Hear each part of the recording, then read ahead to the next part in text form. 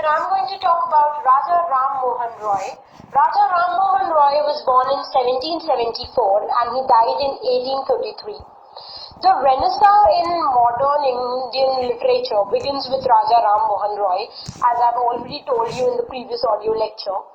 And we find that Raja Ram Mohan Roy looked at various religions of the world, okay, and the understanding of these different religions of the world helped him compare all these religions with the Vedantic philosophy, and that is how he garnered the best from each religion. Her religion से कुछ अच्छी चीजें इकट्ठा करके उन्होंने एक नया तरह का ideology create किया. Sufi mysticism had a great influence on Raja Ram Mohan Roy. If you're not aware of what Sufi mysticism is all about, I would tell you that Kabir and his Doha, they are a very, very important part of Sufi mysticism. So Sufi mysticism is very much connected to what Kabir said in his Dohas. Now coming on to his views on education system, he was dissatisfied with the system of education, Indian education, and the rote learning method of teaching English. And therefore he decided that he is going to form an association of English and Hindi scholars. He invested his own money and he started a school where he introduced subjects like science and mathematics and political science, and he started teaching these modern subjects in his own school. Now Roy felt that an understanding of these modern subjects would give Indians a better standing in the world today. Okay, why? Because he felt that if we are only teaching our people Sanskrit and Persian and Hindi and some regional language like Gujarati and Bengali, then we would never be able to, face the world. We are never able to, become an important part of the world economy because we'll be left behind. And he said that I don't believe in British rule in India because I think that Britishers are kind of destroying India. But later, gradually, he started to believe that Britishers are benefiting the country in terms of education and by exposing Indians to the good points of Western culture. And that is the time when he started paying huge respect to Britishers and he became a stooge of the British. STOOGE. Stooge means a person of unquestioning obedience, a person who obeys somebody, and he started obeying Britishers. Why?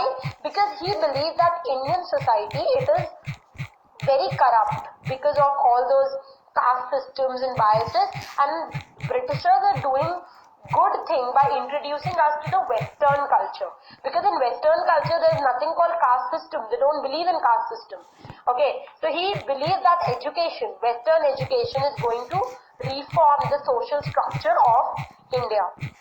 Apart from that, we find that he started Hindu College at Calcutta, collaborating with David Hare, H-A-R-E Hare. Then in 1922, he found a Anglo-Hindu school, which is now known as the Vedanta College, where he started incorporating modern and Western curriculum.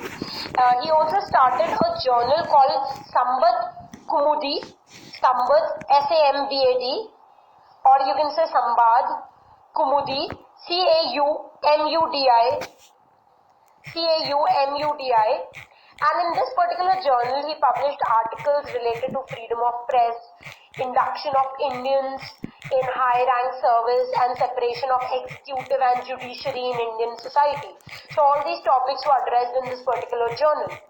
Now, in 1823, one important thing happened. Britishers made a decision to establish a new Sanskrit college in Calcutta. Now, as directed by the British Parliament, the college was funded by the East India Company.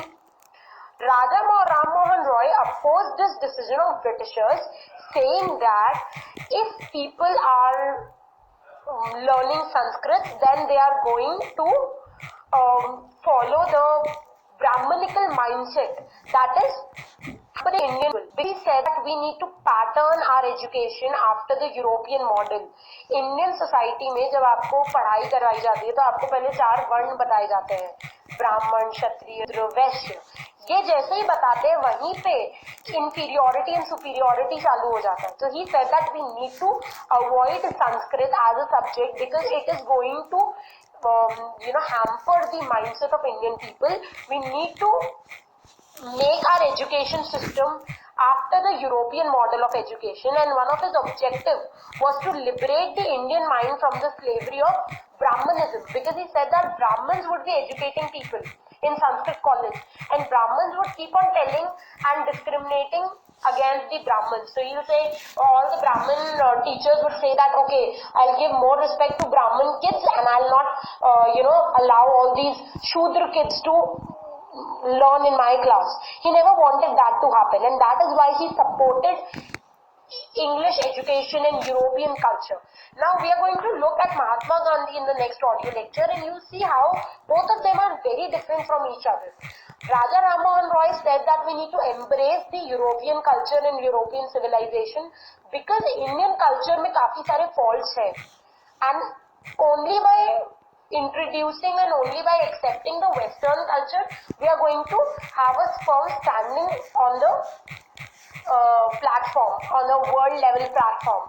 Whereas Mahatma Gandhi always believed that we need to go by our own culture, and he believed in Swadeshi, which means adopt Indian culture, Indian clothes, Indian traditions, and boycott the foreign or European culture and European languages.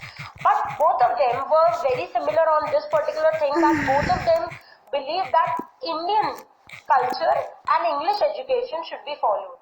So Indian culture to chale, साथ में English education भी होना चाहिए. So both of them were believers in English education. Now he wrote a lot of letters to Britishers, especially the Prime Minister whose name was William Pitt. Okay, William Pitt, he was known as Lord Amherst, Amherst. He wrote a letter to the Prime Minister of Britain, whose name was William Pitt, Pitt.